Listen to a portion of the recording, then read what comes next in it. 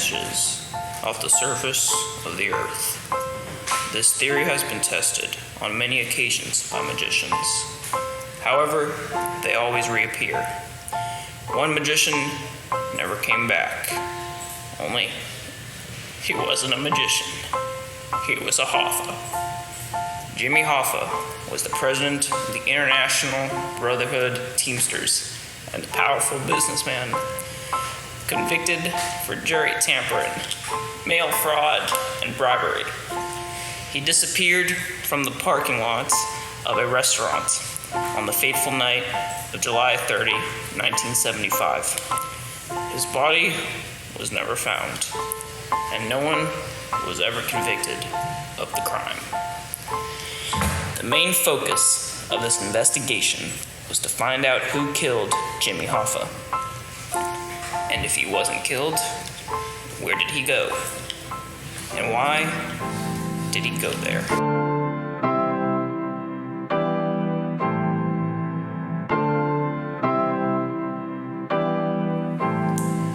Born in 1913 to a poor coal miner in Brazil, Indiana. Jimmy was a young man angry with poor working conditions, so he led a strike with his fellow workers. His activities were noticed by the Teamsters. He became leader of the local organizations and slowly made his way to the top. Hoffa was the powerful and controversial head of the biggest union in the world, the Teamsters. Known for corruption and his connections to the Mafia, as well as connections with President Richard Nixon, who eventually pardoned him. He had a long history of making powerful enemies, including Attorney General Robert F. Kennedy and many other bosses. After Nixon pardoned him, Hoffa aims to regain control of the Teamsters. This alarmed the Mafia and many powerful members of the Teamsters.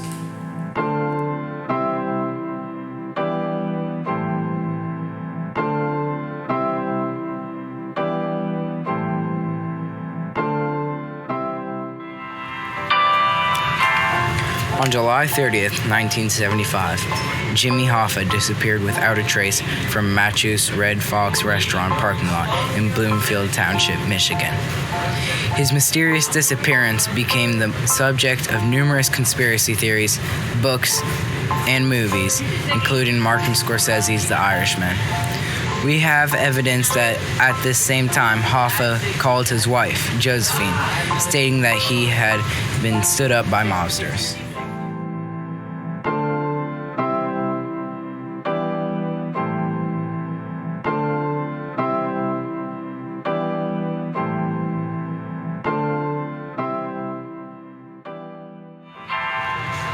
Hoffa had a lot of enemies, especially in the Mafia, but one of the major conflicts was with the Fitzsimmons faction. The Fitzsimmons faction had tried to prevent Hoffa from re-establishing control over the Teamsters Local 299. Richard Fitzsimmons, son of Frank Fitzsimmons, opposed Hoffa's attempt to regain power by running for president against Hoffa's loyalist David Johnson, further intensifying the rift within the Teamsters.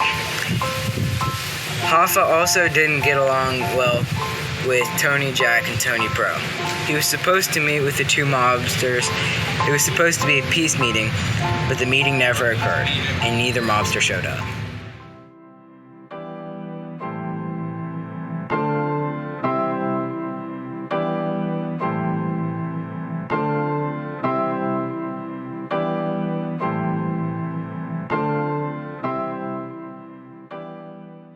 Hoffa's murder was never solved due to multiple reasons, such as the lack of Hoffa's body and conclusive evidence, meaning there is no conviction. Despite legal action against conspirators and other charges, Hoffa's murder remains unresolved. There were several eyewitnesses' accounts during the investigation, claiming that Hoffa was seen leaving the restaurant in a burgundy Mercury Marquis. Witnesses later said Hoffa appeared to be waiting for someone. Not much evidence was found, which made his disappearances investigation even more complicated.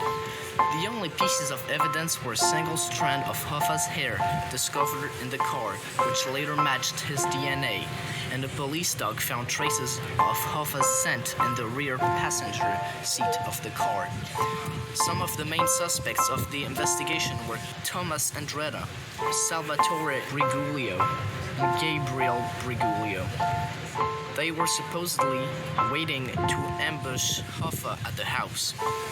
Frank Sheeran, a close associate at mob boss Russell Bufalino, was also in the house during Hoffa's murder.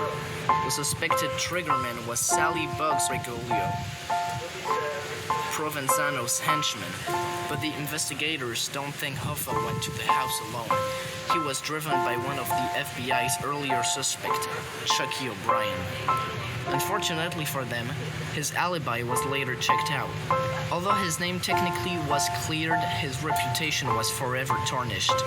Later in 2006, they re-investigated the crime, and the leader of the investigation was the stepson of Chucky. Although his goal was to solve the mystery, it is clear that his true goal was to clear his stepdad's name. Unfortunately for him, most of the key suspects have now died, including Giacalone, Provenzano, and Briguglio. Despite clear motives and suspects, evidence to charge anyone remained elusive. Investigator even attempted hypnosis on suspects and witnesses, but his method did not yield useful results. During the renewed investigation, the FBI conducted a search at a Michigan horse farm, though it resulted in no significant findings. Investigators, including former prosecutor Keith Corbett, believed the case is unlikely to ever be solved, and Hoffa's daughter, Barbara Kranzer, has expressed little hope for closure.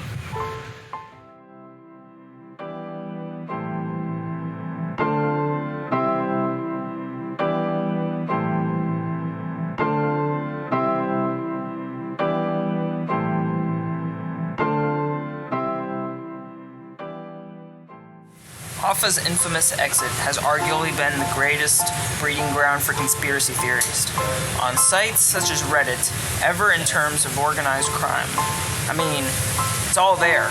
One of the most famous and powerful people in the country, or even in the world, a man with ties to the Mafia and left in prison because of a pardon from the president of all people.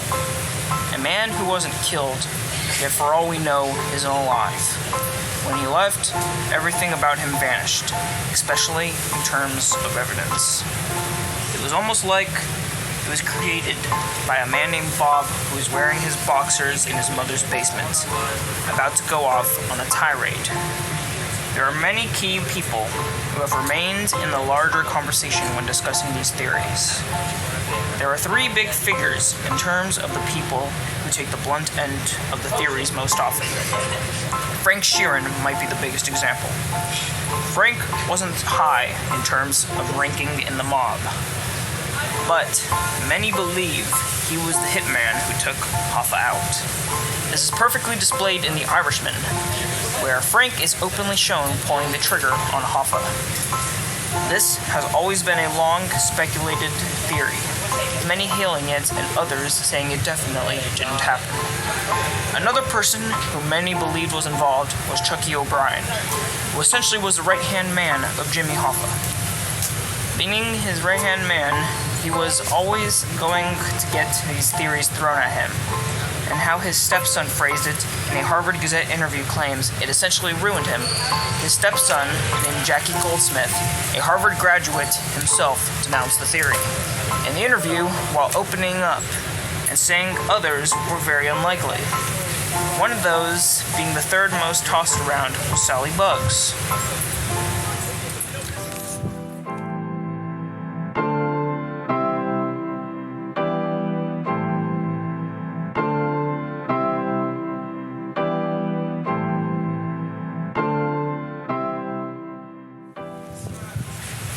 Hoffa was one of the most powerful people in the country.